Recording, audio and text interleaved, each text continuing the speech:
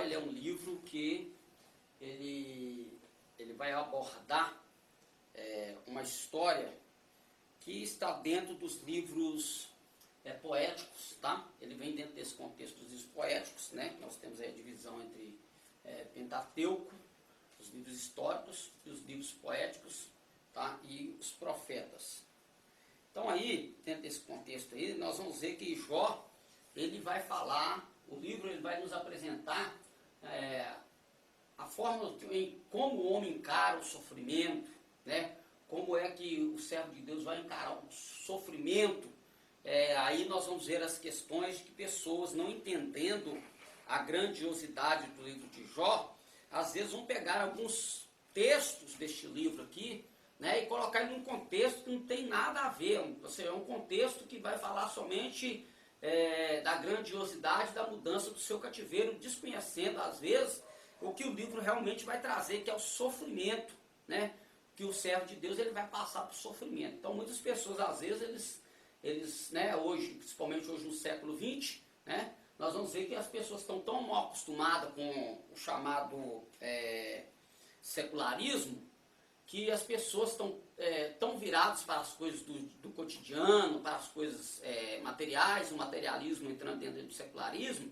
As pessoas então elas desconsideram, acham que o sofrimento é uma coisa que vem da parte do diabo, né? É uma coisa que não pode acontecer com a vida do cristão. O cristão, se ele é fiel a Deus, se ele ora, se ele lê a Bíblia, se ele é um separado para Deus, é um ungido de Deus, ele não pode passar, ele está privado de sofrimento.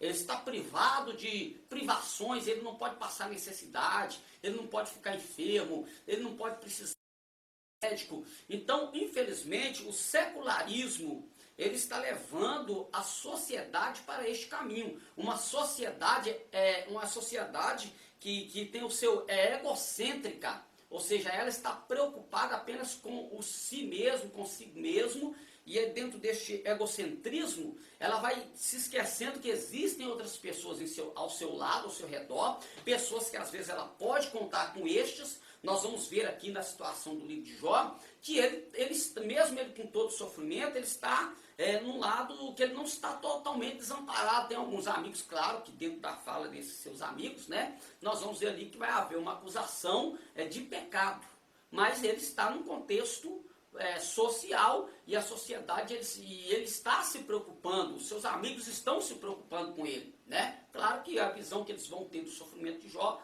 é uma visão totalmente errônea, que é a visão que infelizmente está sendo colocada pelas igrejas neopentecostais que pregam a doutrina da prosperidade, onde o servo de Deus, onde aquele que é fiel a Deus, se ele é um dizimista, se ele é um ofertante, se ele vai aos cultos todos os dias, se ele ora todos os dias, se ele jejua todos os dias, se ele ministra todos os dias, se ele prega o evangelho todo dia, ele então não pode passar nenhum tipo de privação, ele não pode ficar enfermo, ele não pode passar necessidade, não pode ficar desempregado. Isto é antibíblico. Não, isso não está na Bíblia. A Bíblia vai mostrar que aqueles que foram fiéis a Deus de todo o seu coração, foram homens que sofreram, foram homens que padeceram, né? E nós vemos isso aqui, vai ser colocado aqui, ó, no livro, a carta aos Hebreus, quando nós vamos ver os heróis da fé, né? Jó está arrolado nestes heróis da fé.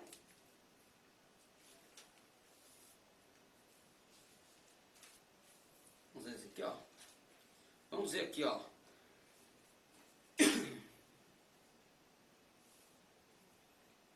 A partir do versículo 32 do capítulo 11 da carta aos Hebreus, diz assim: e que mais direi? Faltar-me-ia o tempo contando de Gideão, de Baraque, Sansão, Jefité, Davi, de Samuel e dos profetas, os quais pela fé venceram reinos, praticaram a justiça, alcançaram promessas, fecharam a boca dos leões, apagaram a força do fogo, escaparam do fio da espada, da fraqueza tiraram força, na batalha se esforçaram, puseram em fuga o exército dos estranhos, as mulheres receberam pela ressurreição seus mortos, uns foram torturados, não aceitando o seu livramento, para alcançarem uma melhor ressurreição, outros experimentaram escárnios, açoites e até cadeias e prisões. Foram apedrejados, cerrados, tentados, mortos ao fio da espada, andaram vestidos de pele de ovelhas e de cabras,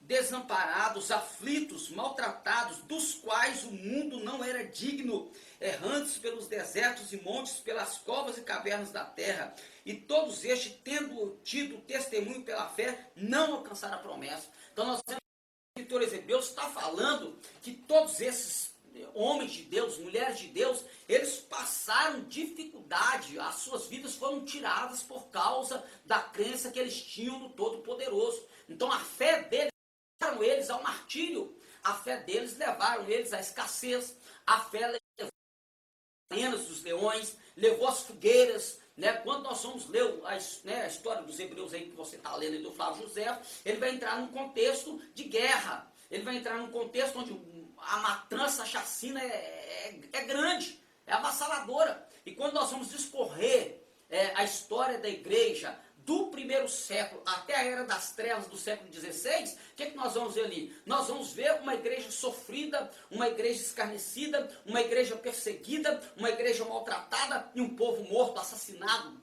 Pessoas que tinham que correr para cemitério, correr para matas, mas não abandonaram a sua fé. Pessoas que perderam as suas casas, perderam seus bens, tiveram seus bens saqueados, tiveram suas famílias mortas, torturadas, suas mulheres e filhas estrupadas, seus filhos mortos no ventre das mulheres. E agora nós, no século XXI, nos damos o direito de ser um povo que, não, você não pode ficar doente, você não pode aceitar isso, você não pode, se você é servo de Deus, você não pode aceitar, você tem que lutar contra isso, porque senão é o diabo que está falando. Não, gente. Claro que tem coisa que é o inimigo, só que ele não é simplesmente, isso é coisa do fato do ser humano, do sofrimento. Então o livro de Jó, ele mostra que o fiel ele vai passar privação. No livro de Jó a gente vê o fiel passando privação, a gente vê o fiel no livro de Jó perdendo tudo, a gente vê o fiel sendo escarnecido, a gente vê o fiel sendo zombado, a gente vê o fiel sozinho, a gente vê o fiel doente, a gente vê o fiel desamparado, ao ponto de Jó amaldiçoar até o dia em que nasceu. Então as pessoas do nosso tempo, elas pegam o livro de Jó, mas pegam aquela parte da doutrina da prosperidade só da mudança do cativeiro. Deus vai mudar seu cativeiro. Vem pra cá que Deus vai mudar seu cativeiro. Deus vai transformar água em vinho. Mas peraí, gente. Para ele mudar o cativeiro, eu tenho que estar no cativeiro. Para ele transformar água em vinho, eu tenho que estar com a água. Já não vou direto pro vinho. Então essa doutrina da prosperidade, ela que risca a história de Jó da mente da igreja. E o propósito do livro de Jó é mostrar a fidelidade do fiel em meio ao sofrimento. Aleluia. Então, quando nós vamos para o livro de Jó, nós temos esta verdade aí implícita e bem colocada diante de nós, né? A data, o local, os eventos de Jó tiveram lugar na última parte de 430 anos do período de dispersão, dispensação da promessa. E aí, esse período de dispensação da promessa vai dar-se o quê? Quando nós vamos ler o livro de Gênesis, nós vamos ver a citação ali do nome de Jó. Então, alguns estudiosos eles vão colocar o livro de Jó como sendo de autoria de Moisés. Outros, porém, vão tirar esta autoria e vão colocar como se o livro de Jó ele fosse um livro de um autor desconhecido, né? Então, nós vamos aí entrar aí já dentro da nossa visão panorâmica aí, de como encarar o livro de Jó, em que perspectiva a gente encara o livro de Jó. Então nós temos autoria por alguns estudiosos. Moisés, foi no período de Moisés, no período da peregrinação, que Moisés ele vai ser o elaborador ou contar a história de Jó. A data, no tempo de Abraão, porque nós vamos ter ali uma contagem ali onde o nome dele vai aparecer nos descendentes de Abraão. Versículo-chave, Jó 42:5, vai destacar e que Jó vai dizer que com os olhos via, mas agora, com os ouvidos ouvia, mas agora te vê os meus olhos, né? E Deus mudou o cativeiro de Jó. Então, quando no 42, 4,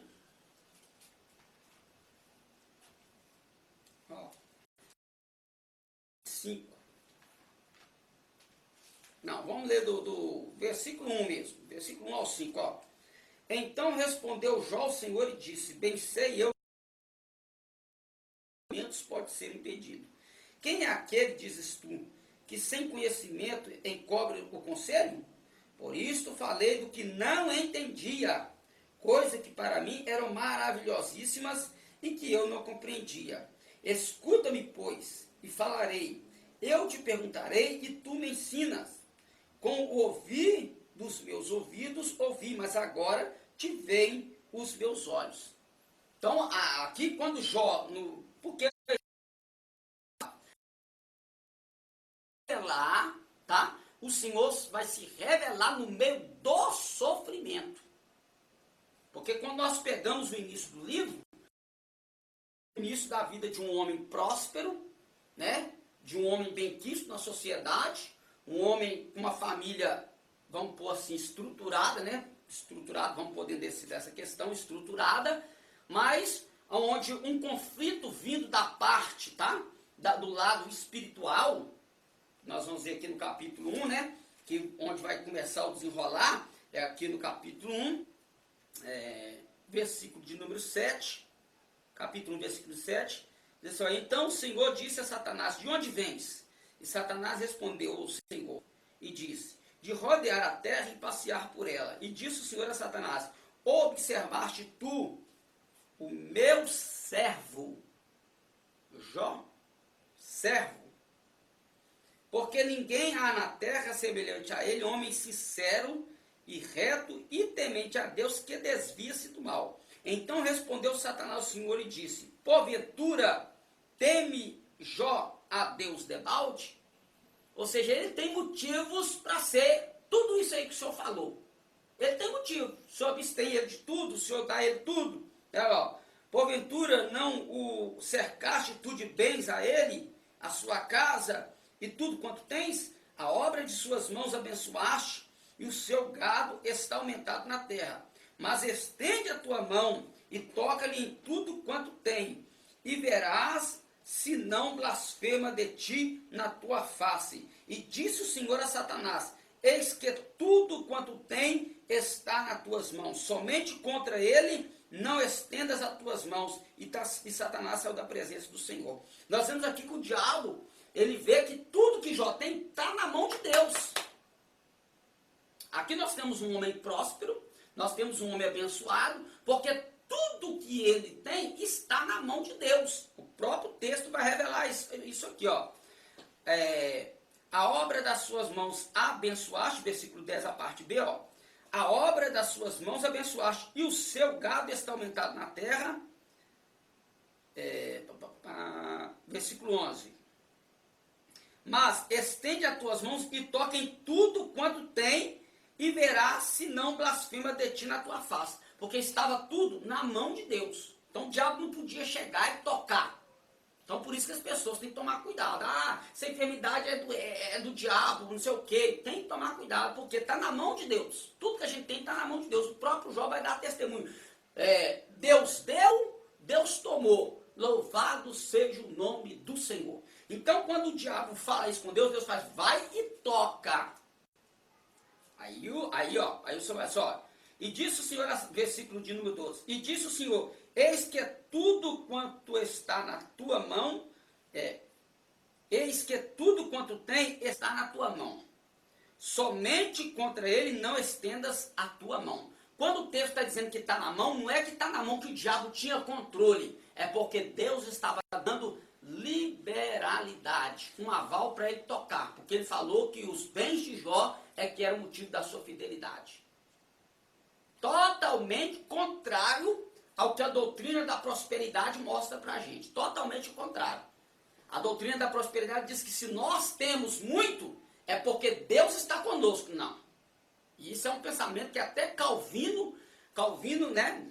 Os calvinistas vão perdoar, mas lê os estudos de Calvino que você vai ver como é que foi a história de Calvino. Calvino, como é que Calvino dizia que uma pessoa era predestinada? É quando no ele dizia assim, que aqueles que forem ricos, abastados, esses eram predestinados. Então, na mente de Calvino, tem gente achando que a doutrina da prosperidade vem de agora. Essa doutrina da prosperidade, né, até os calvinistas não gostam dessa doutrina, mas isso nasceu com Calvino, tá? Então, é só ler, quer ver? É só ler esse livro aqui, ó. Esse livrinho aqui, ó, tá aí, essa informação tá nesse livrinho aqui, ó. Ó, Mecânica da Salvação. Tá nesse livro aqui, ó. Calvino falando assim que para identificar um predestinado, eles seriam pessoas ricas, porque no período de Calvino a guerra estava ferrenha contra os cristãos, então a questão de emprego estava ruim. Então Calvino, quando ele vinha aqueles que vinham para a sua doutrina, eles viam que os que vinham para a sua doutrina eram pessoas que tinham poder aquisitivo, eram fazendeiros, eram pessoas ricas. Então ele deduziu que os predestinados eram pessoas ricas. E aonde é que a gente vê essa doutrina? Hoje, a doutrina da prosperidade e passou na mente, que eu já até esqueci, mas vou lembrar aqui, ver, os maçons. Então, a Mecânica da Salvação, para quem quiser, é só comprar e ler. Então, tá aí, ó. Então, essa informação aí, os calvinistas, né, a questão nossa que não é calvino, é arminiano, não é nada disso, né? Não é história da igreja, mas Calvino trouxe esse pensamento também. Ele pregou esse tipo de pensamento. Quer identificar um predestinado? Identifique ele pelos bens que tem, né? Mas, aí nós vamos ver o contexto do livro de Jó, que, na verdade, Deus abençoava, porque Jó, ele corria atrás, né? Abençoaste as obras das suas mãos. Jó não recebeu nada de Deus. Quando o diabo vai assim, o senhor cercou ele de bens, foi o senhor que deu para ele. Não. A Bíblia aqui é bem clara, dizendo que Deus abençoava da mão de Jó, porque tudo estava na mão de Deus, mas Deus abençoava a Jó. Então, quando o diabo colocou isso em choque, Deus disse, você não me ama. Não era por causa disso que Jó era fiel a ele. Era por causa do temor que ele tinha a Deus. Do temor que ele tinha a Deus. Então, foi isso que levou Jó. E aí nós vemos, o livro vai desenrolar toda essa questão. O livro de Jó, ele vai trazer toda essa verdade, né, a nós. E aí nós vamos ver as circunstâncias acontecendo na vida de Jó, as coisas vão se desencadeando, tá? Vão se desencadeando. Aí entra o pensamento dos amigos de Jó, que é o pensamento da doutrina da prosperidade. Ó, Jó, você está nessa aí porque você pecou contra Deus, confessa o teu pecado, né? Lançar isso a Jó, porque você pecou contra Deus, você falou algo contra o Altíssimo. E aí Jó vai começar a lamentar de si mesmo, da sua situação, mas em momento algum ele abrirá a sua boca para falar. O próprio capítulo 1 combate os amigos de Jó. Por quê? Porque se Jó estava em pecado, se Jó estava passando por sofrimento porque Jó estava em pecado, então Jó era o homem mais ímpio da terra, porque o sofrimento dele era tremendo. E o capítulo 1, verso 1, não vai nos colocar Jó como o homem mais ímpio da terra, vai colocar Jó como o homem mais justo da terra. Uhum. Então era impossível Jó estar naquela situação por causa do pecado. Hein? Porque se fosse por causa do pecado, ele tinha que ser o homem mais ímpio. Jó estava numa situação... Exatamente. A verdade é um fato, né? Mas aí a gente sabe que a fidelidade dele, a santidade dele, o compromisso dele não estava pelo que ele possuía, né? E tem um texto hoje, esses dias eu estou bem mesmo para citar texto, não estou lembrando de quase nada onde está escrito, que a vida de um homem não consiste naquilo que possui. Tem um texto na Bíblia. A vida de um homem não consiste nos bens que possui. Então isso casa direitinho com a vida de Jó. Porque a vida dele não consistia nos bens que ele possuía, mas sim no Deus que ele serviu. O próprio Deus vai dizer, meu servo Jó. Né? Então, quando a Bíblia vai falar isso e vai dar esse testemunho de Jó, Deus está mostrando que Jó, ele era um homem que ele poderia passar todo tipo de situação. O próprio Deus vai permitir isso, que ele poderia passar todo dia, todo tipo de provação, mas ele continuaria vivo. Tem aqui um momento aqui que Jó, deixa eu ver se eu acho aqui.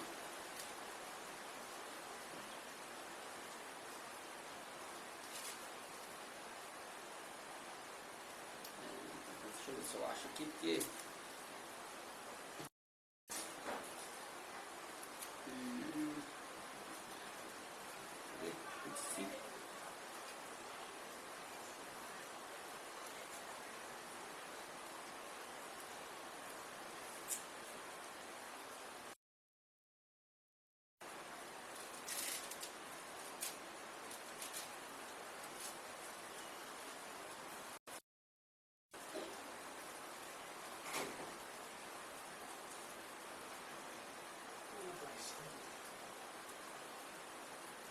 Capítulo 15, versículo 14, que é o homem para que seja puro, nasce da mulher para que fique justo, eis que os seus santos não confiariam, e nem os céus são puros aos seus olhos. Quanto mais abominável e corrupto é o homem que bebe a iniquidade com as águas, escuta-me e mostrar-te-ei o que vi e te contarei. O que os sábios anunciaram e que ouviram os seus pais e não ocultaram, aos quais somente se dera a terra e nenhum estranho passou por entre eles. Todos os dias o ímpio se dá pena a si mesmo. No curto número de anos se reservam para o tirano. Então, como você colocou, se esse mal que Jó estava sofrendo por causa de pecado, ele tinha que estar disso aqui, ó, que você falou. Ele tinha que ser um homem ímpio. E é justamente essas palavras que ele vai colocar. Porque ele está vendo, ele está reconhecendo que ele é um pecador, tá? Ele está reconhecendo que ele é um pecador, mas se a gente vê as palavras que ele está colocando, ele está dizendo que esse tipo de situação, né? Esse tipo de situação teria que estar acontecendo com o ímpio. Mas não era com o ímpio, era com o santo, era com o justo que estava acontecendo tudo isso. Né? Então, dentro aí dessa colocação aí que você colocou, que você fez aí, nós temos aí essa verdade. Deixa eu ver se eu acho que tem mais um texto aqui.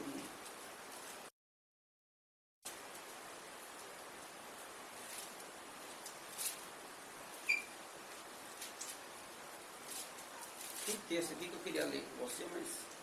Aqui, ó, aqui, capítulo 13, versículos 14 e 15, ó, capítulo 13, versículo 14 e 15. Por que razão tomarias eu a minha carne com os meus dentes e poria a minha vida na minha mão? Ó, ele está dizendo o que então? Que a vida dele está na mão de Deus, ó. Por que razão tomaria eu a minha carne com os meus dentes e poria a minha vida na minha mão? A vida dele, ele não considera que a vida dele, que ele é dono da sua vida. Ele está dizendo que a vida dele está na mão de outra pessoa. De quem? De Deus, de cujo ele é fiel. Beleza. Então vamos continuar aí. O versículo 15, olha. Ainda que ele me mate, nele esperarei. Contudo, os meus caminhos defenderei diante dele. Ele estava dizendo, Deus pode me matar, mas eu não vou negar a ele. Eu vou continuar no caminho diante dele. Era isso que ele estava dizendo. Tá aí, vem uns camaradas aí que, né? Uns camaradas aí que não lê Bíblia, aí vem com essa doutrina da prosperidade, coloca esse monte de coisa que não tem, né? Ele vai fazer até o uso de uma parábola aqui no capítulo 14, para mostrar a vida de um homem. Olha aqui, como é que a parábola que ele vai colocar a vida do homem. Capítulo 14, ó. O homem nascido de mulher é de bem poucos dias, cheio de inquietação. Sai como a flor e se seca. Foge também como a sombra e não permanece. E sobre este tal abre os teus olhos, e a mim me fazes entrar em juízo contigo. Tirará o puro? Ninguém. Quem do imundo tirará o puro? Ninguém. É o que Tiago vai dizer, que de uma mesma fonte não pode jorrar duas águas, dois tipos de água. Então, o fruto que a pessoa vai produzir é o que o caráter dele é. Então esse negócio, né, é uma coisa que a gente já cansou de ouvir, que a gente, as pessoas, não é no momento que elas estão pedindo, é no momento que elas recebem. É no momento que uma pessoa recebe algo é que vai se revelar verdadeiramente quem é ela. Na questão do poder. Você não conhece a pessoa, mas quando ela recebe uma autoridade, recebe um poder, aí não, mas fulano agora que virou pastor, que passou a presbítero, que passou a diácono, fulano ficou arrogante. Ele era arrogante desde quando era cooperador, só que ele só não tinha oportunidade para mostrar que ele era arrogante. Ele não tinha essa oportunidade. Como é que um cooperador vai dizer, eu posso fazer, eu posso mandar? Não tem como. Ele só vai fazer isso quando a posição chegar. Então, quando a posição chega e a pessoa se enaltece, se engrandece, não, fulano não mudou, gente. Ele já era aquilo. O caráter dele só se rebelou por aquilo que ele recebeu. Quando eu não servia a Cristo, eu vi uma frase de um jogador que explica bem o que o senhor falou. Porque o dinheiro não muda a pessoa, ele só mostra verdadeiramente quem ela é. Isso aí. É dentro. Né? Só revela que ela é. Então, isso é por esse caminho. Então, vamos lá. Visto que os seus dias está o número dos seus meses, e eu lhe puseste limite, e não passará além deles. Desvia-te dele, para que tenha repouso, até que como o jornaleiro tenha contentamento no seu dia. Olha aí. Agora que ele vai fazer uma parábolazinha, ó. Porque a esperança para a árvore que se for cortada, ainda se renovará e não cessarão os seus renovos. Se envelhecer na terra a sua raiz e morrer o seu tronco no pó, ao cheiro das águas brotará, dará ramos como a planta. Então o que ele está fazendo aqui? Ele está fazendo uma parábola acerca da vida de uma pessoa fiel. Que a pessoa que é fiel, ele vai passar um tipo de situação que a vida dele, às vezes, não vai condizer com o que está acontecendo com o nome. Fulano é tão crente, fulano é tão... fulano ora, fulano se entrega na obra de Deus e está passando por isso, mas o que está acontecendo? Só pode ter algum errado na vida dele. Não, gente. Aí quando o Jó vai fazer esse tipo de comentário aqui, ele está falando daquela pessoa que floresce, que cresce na árvore, né? Mas depois que eles podem, aquela corta, larga lá no esquecimento, lá, e aí vem o tempo, né? O tempo vem, sol, chuva, bicho, emprudece o tronco, mas quando ele fala que é o cheiro das águas brotará, é um período em que a chuva, por quê? Porque a sua estrutura se tornará uma espécie de adubo, oh maravilha de Deus! A sua estrutura vai se tornar um adubo para a sua própria resistência. Então, o motivo que a gente passa, a prova e a luta que a gente passa, ela só mostra que a gente vai florescer novamente. Quando ele fala o cheiro das águas, ele está falando das águas da palavra de Deus, ele está falando das águas do Espírito Santo, que é o que Jesus Cristo vai dizer lá em João, capítulo número 16, se não me falha a memória, ou 14, se não me falha a memória, ele vai dizer que aquele que nele crê, rios de quê? De águas vivas fluirão do seu interior e vai jorrar para onde? Para a terra? Não, para a vida eterna. E aí, quando nós vamos ver o livro do Salmo, capítulo 1, no primeiro capítulo do Salmo, a comparação que o salmista vai dizer, olha aí, ó, isso tudo por causa da estrutura do livro de Jó. Ó. Vamos lá, o capítulo 1, a partir do versículo 1. Bem-aventurado o varão que não anda segundo o conselho dos ímpios, nem se detém no caminho dos pecadores, nem se assenta na roda dos escarnecedores. Antes, tem o seu prazer na lei do Senhor, e na sua lei medita de dia e de noite. Pois será como a árvore. Jó falou de uma árvore. Ele está fazendo o mesmo uso de figura de linguagem que o salmista está fazendo aqui, ó. Mas será como a árvore plantada junto a quê? Junto a ribeiros de águas, a qual dá o seu fruto em qualquer tempo do mundo. Ou seja, ele vai passar a vida toda só passando bonança.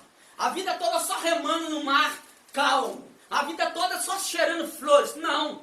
Tem o período da seca, tem o período do inverno. Aí ele diz aqui, na estação própria, cujas folhas não caem, e tudo quanto fizer prosperará. Então, qual que é a estação própria? É a estação que vai levantar ele, mas ele vai ter que passar as outras estações. Ele vai ter que passar a estação do outono, que as folhas vão cair, do inverno, que o frio vai queimar, vai destruir a estrutura da árvore, mas quando chegar a estação do verão e da primavera, na primavera,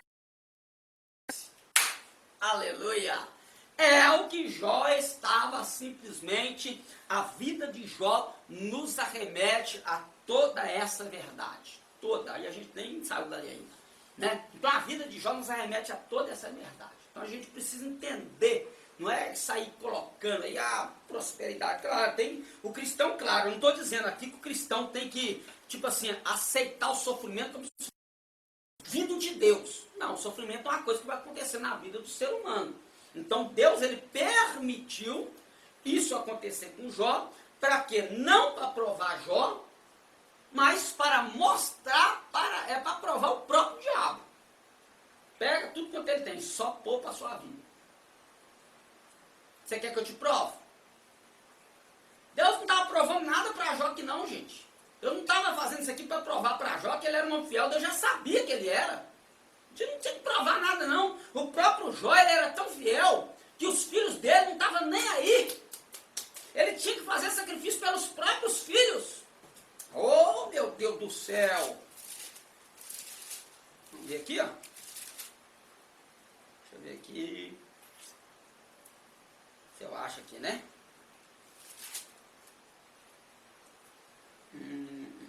Aqui, ó, capítulo 1, ó, capítulo 1, versículo de número, vou ler aqui a partir do versículo de número 4. E iam seus filhos e faziam banquetes em casa de cada um no seu dia, e enviavam e convidavam as suas 3 irmãs a comerem e beberem com eles. Sucedia, pois, que tendo decorrido o turno de dias de seus banquetes, enviava Jó e os sacrificava e se levantava de madrugada e oferecia holocausto segundo o número de todos eles, porque dizia Jó: porventura pecaram meus filhos e blasfemaram de Deus no seu coração. Assim o fazia Jó continuamente, observando que Jó não está fazendo uma pergunta. Ele está dizendo: meus filhos estão pecando contra Deus no seu coração, mas eu estou intercedendo a Deus pela vida deles. Está aqui no texto, gente. Não tem ponto de exclamação aqui não, gente. Não tem. Então o que acontece? No momento que Jó está na fidelidade, os filhos estão aproveitando, se esbanjando, se banqueteando. Vamos fazer festa, vamos festejar. Hoje em seu favor, amanhã no seu. Então, 7 mais 3, 10 dias de festa. Acabados os dias deles. Cada dia era uma festa para um. Acabados os 10 dias, Jó viu que se embebedou, farriou, pecou, blasfemou. Aí Jó tinha que fazer o quê? Eles nem força tinham para ir lá fazer sacrifício.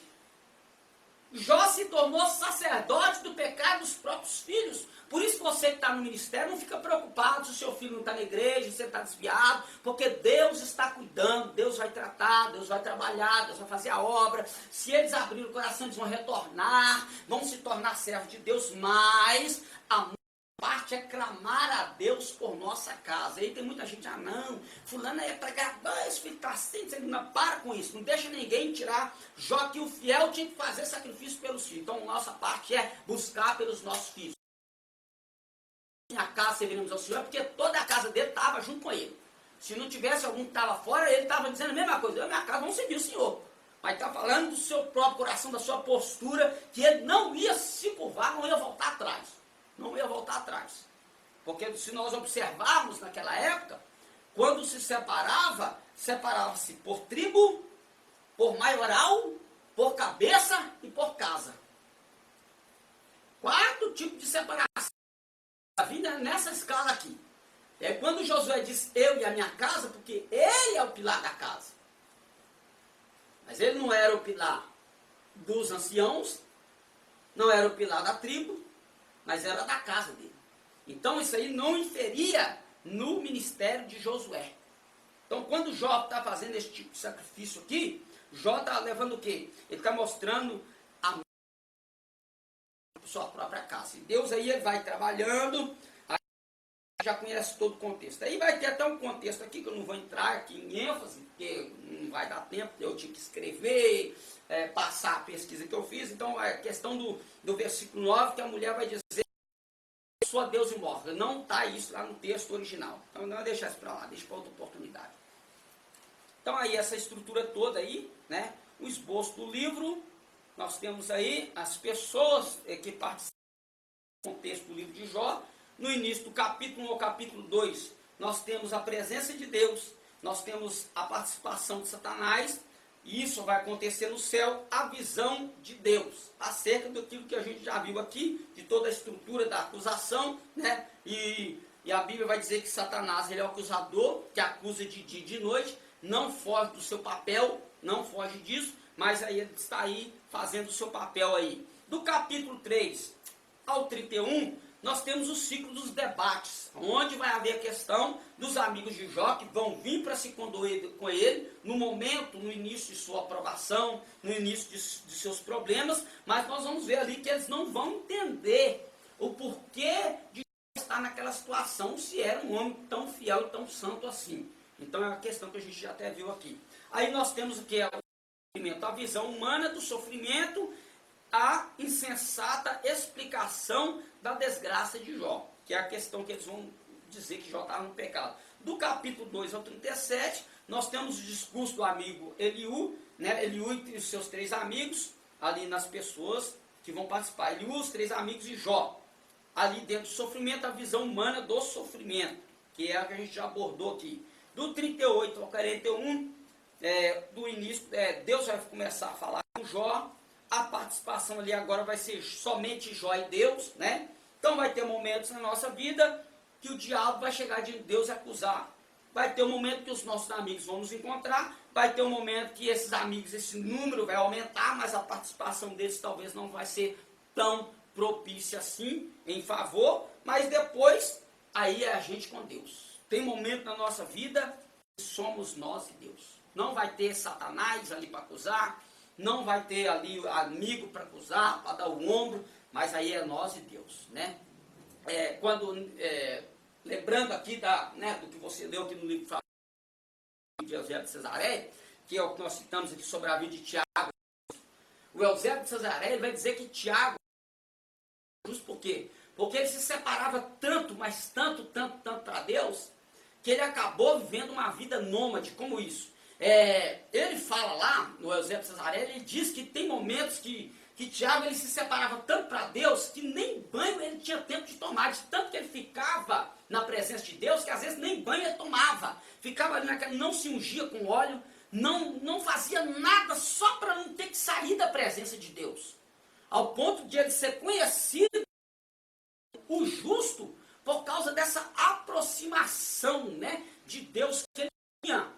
Então aquilo ali, a vida dele de comunhão, quando ele entrava, né, segundo a tradição ali de Eusébio de Cesareia, quando ele era o único que podia dentro do templo para poder fazer orações, devido à vida ilibada, a vida piedosa que ele levava diante de Deus e diante de toda a sociedade.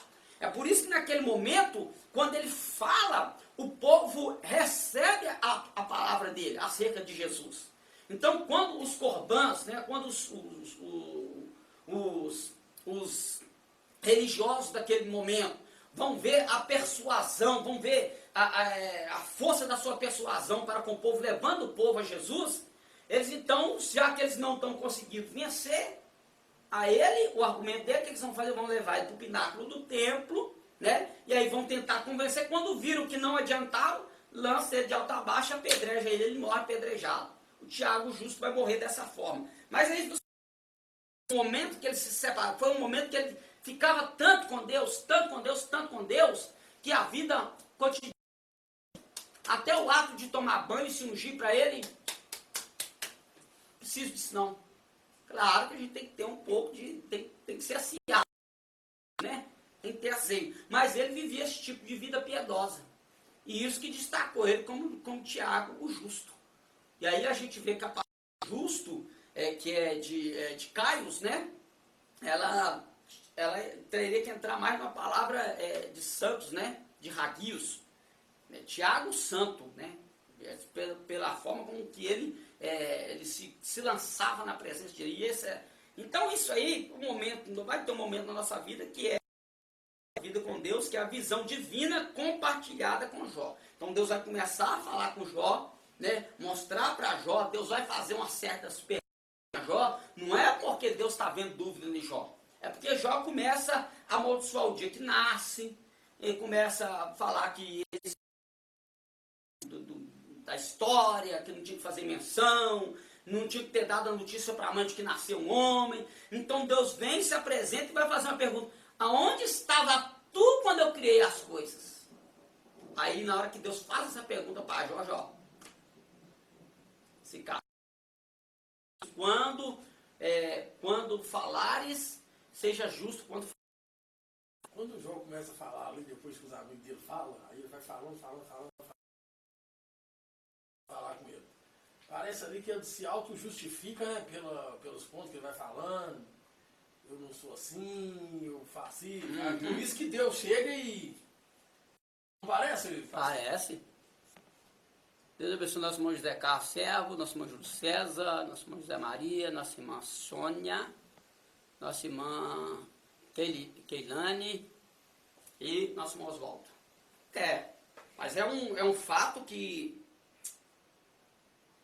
ele, em si, ele passa a não refletir devido à situação que ele está, mas quando a pessoa é levada à pressão, porque aqui ele já está debilitadamente, fisicamente, aqui você não pode exigir nada dele, nada mais do que lamúrias e fracassos, porque não tem como, né?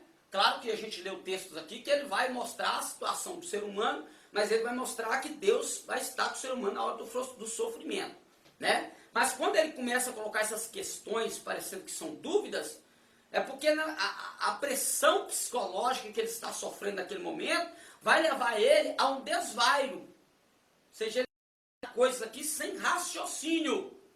A gente vai entender isso quando, lá no capítulo 42 mesmo, que nós lemos, né? Que ele né, foi escrito em 42, lá, ó. Aí, ó. Aqui ele vai entender, quer ver, ó?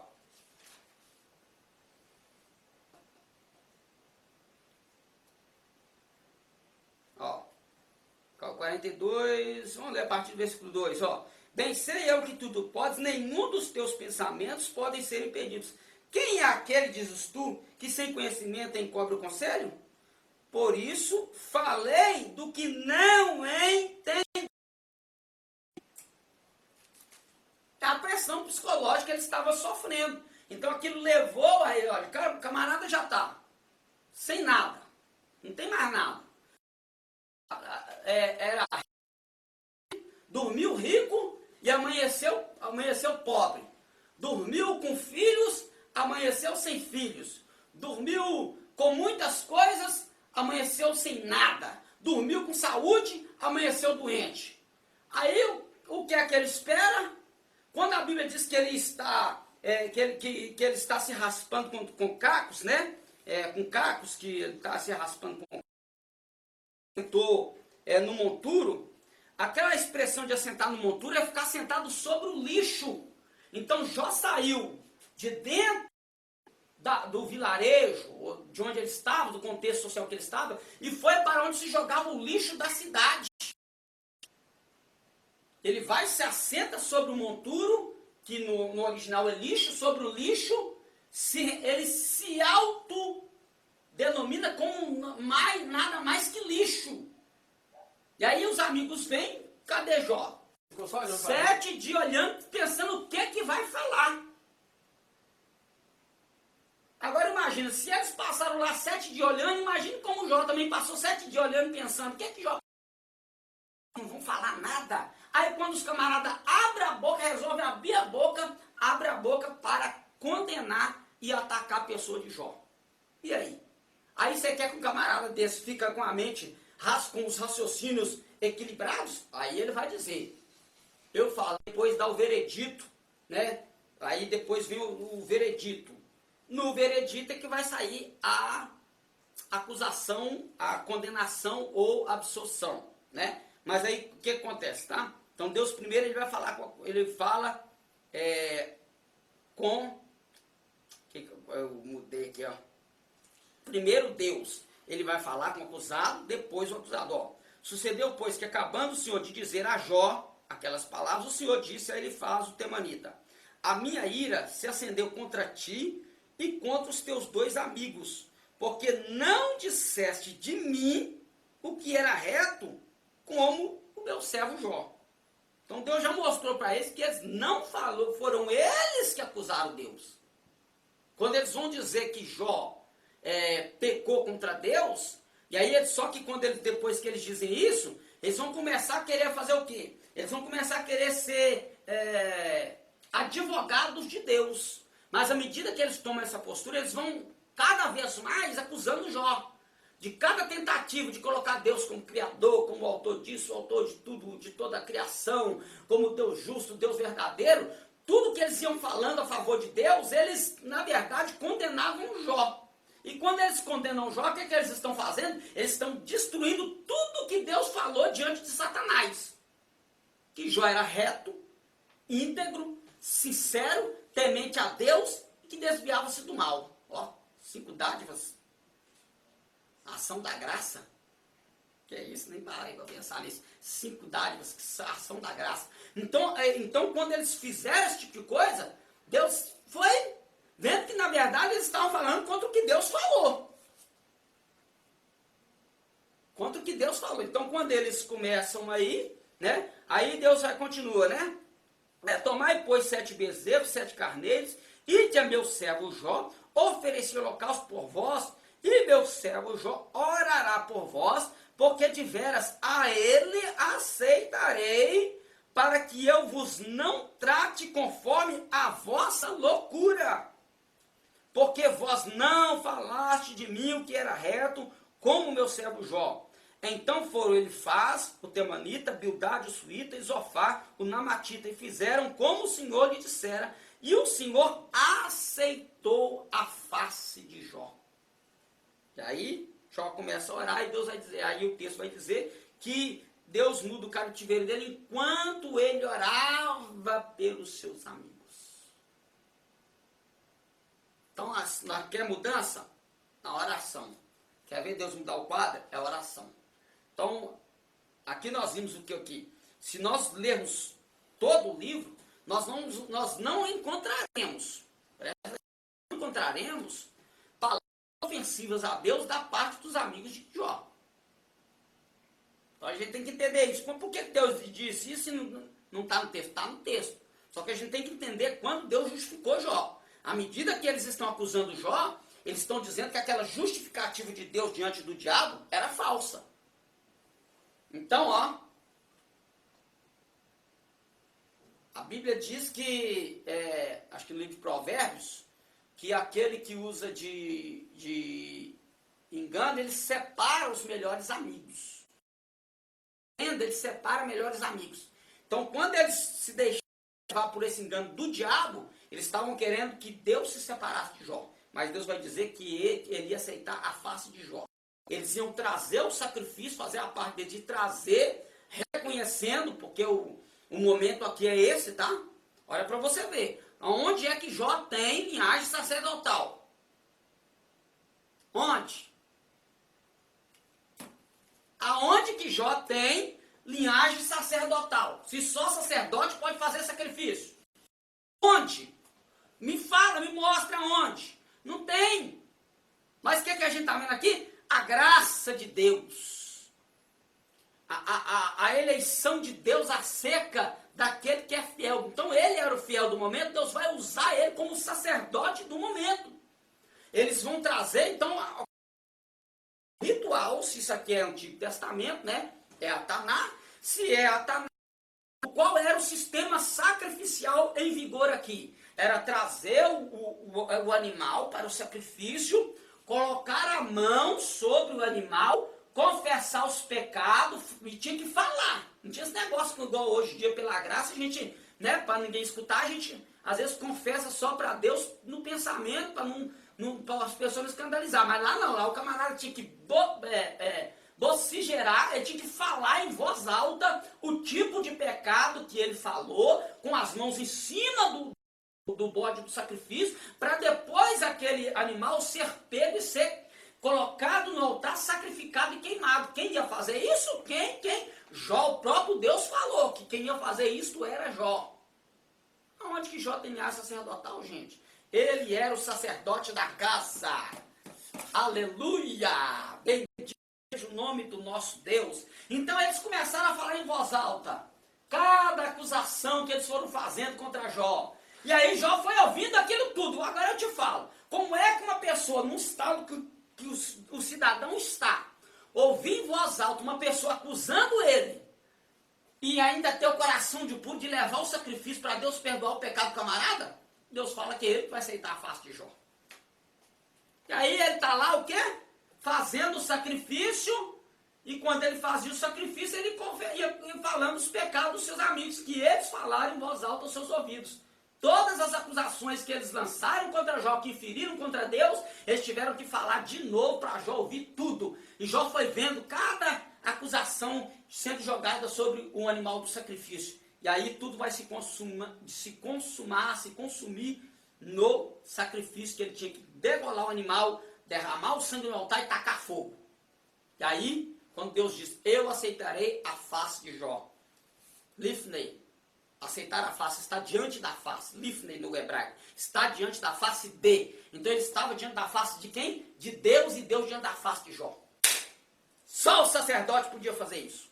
Só o sacerdote tinha essa habilidade, essa qualidade, esse chamado. E Deus fez isso na vida de Jó. Aleluia! Ah, maravilha de Deus!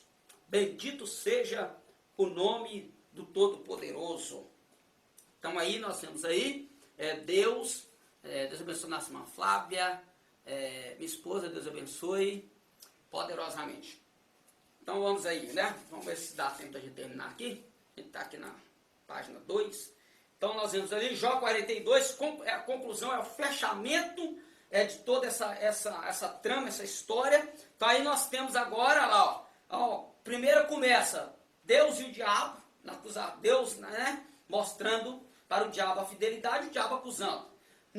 Na segunda coluna nós vamos ver agora a participação somente de Jó e seus amigos. Na terceira, o tempo que os amigos vão passar diante de Jó, nas suas acusações. Depois somente Jó e Deus. E agora, Jó, os amigos e a família. Aí eu te pergunto, aonde que está o diabo? Envergonhado. Porque o sacrifício foi feito. E diante do sacrifício, ele não pode ficar. É o sacrifício de Cristo, né?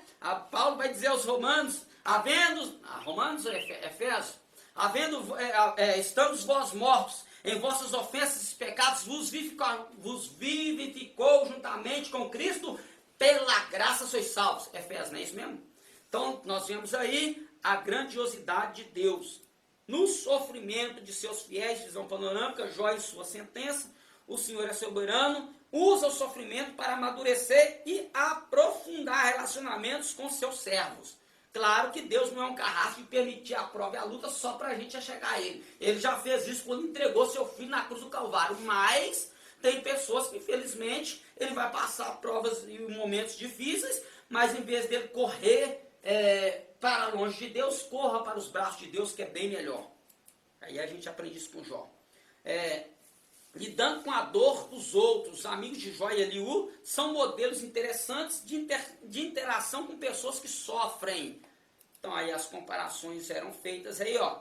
A imitar e a evitar. Primeiro, ouviram notícia de Jó, ouviram o lamento de Jó, né? Jó capítulo 2, do versículo 11 ao 13, a imitação, o que tem que se evitar, Jó do capítulo 13 ao 37.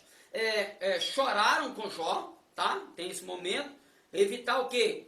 tentaram explicar o sofrimento de Jó, acabaram numa falta de sucesso acusando, sentaram-se com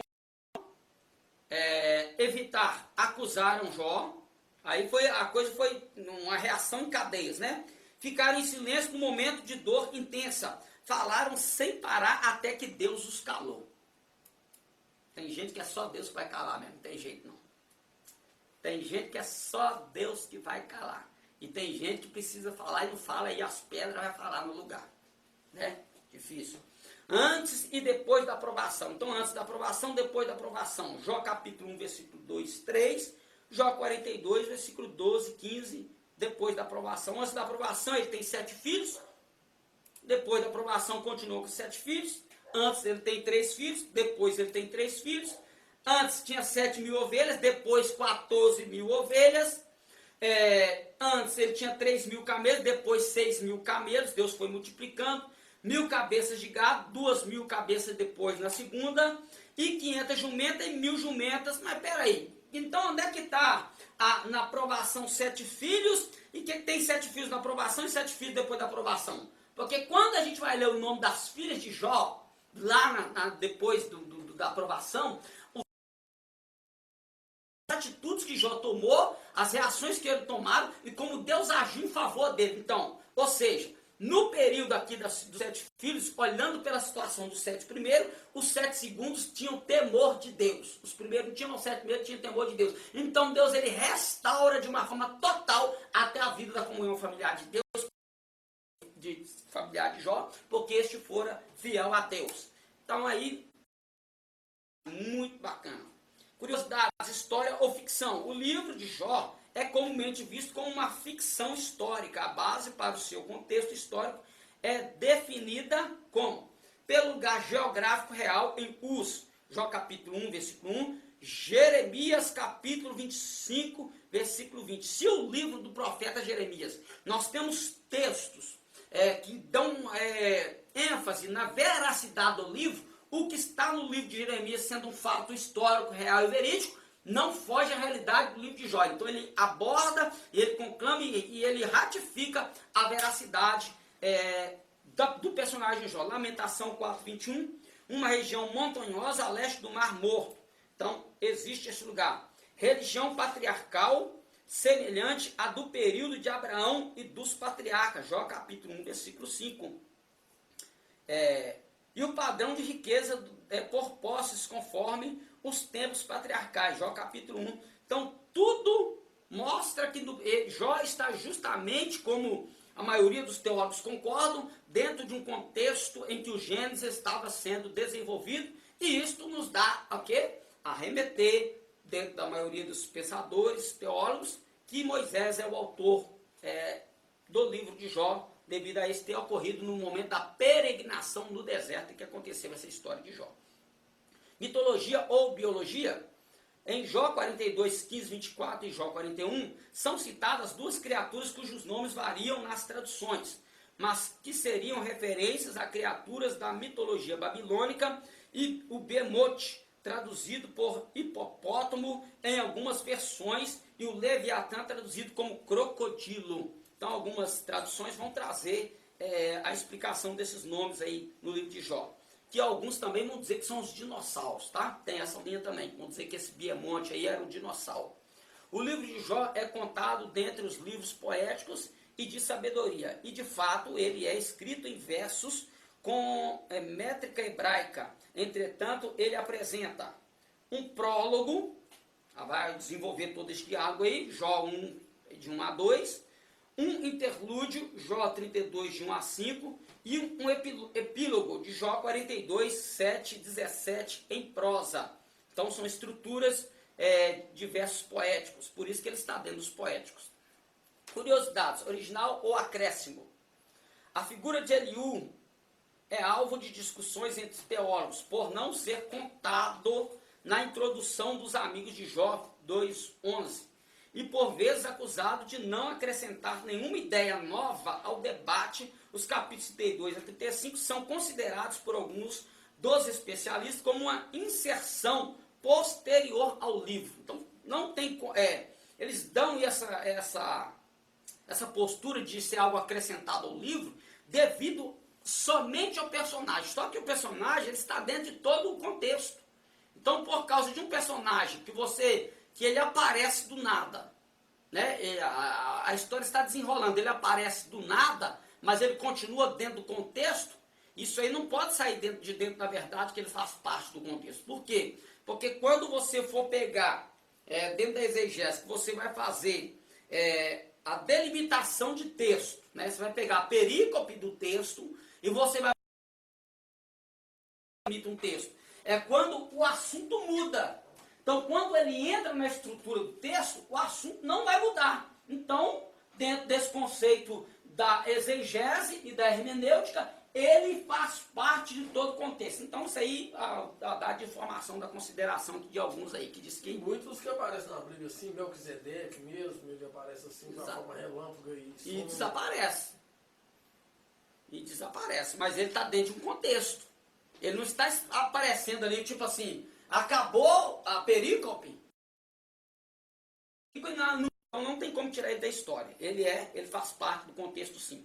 Doutrina, sofrimento humano. O livro de Jó é a resposta inspirada por Deus ao pensamento errôneo de que a razão única para o sofrimento é o pecado. Pronto, jogou por terra aí o conceito da doutrina da prosperidade. Tal pensamento alcança o auge do discurso dos amigos de Jó, deduzindo que se há sofrimento, há pecado, esperando a manifestação de nosso Senhor Jesus Cristo, o qual vos confirmará também até o fim, para serdes irrepreensíveis no dia de nosso Senhor Jesus Cristo. Fiel é Deus, pelo qual foste chamados para a comunhão de seu Filho Jesus Cristo, nosso Senhor.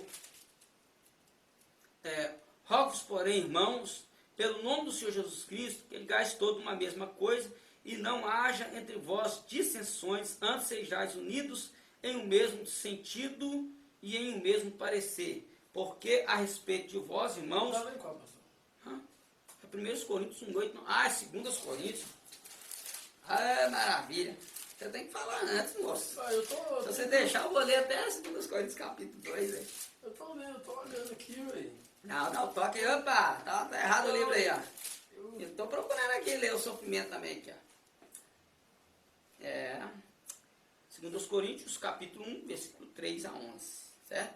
Bendito seja Deus, Pai de nosso Senhor Jesus Cristo, o Pai das misericórdias e o Deus de toda consolação, que nos consola em toda a nossa tribulação, para que também possamos consolar os que estiveram em alguma tribulação, com a consolação que nós mesmos somos consolados de Deus, porque com as aflições de Cristo transbordam em nós, assim também a nossa consolação transborda por meio de Cristo. Mas se somos atribulados, é para a vossa consolação e salvação.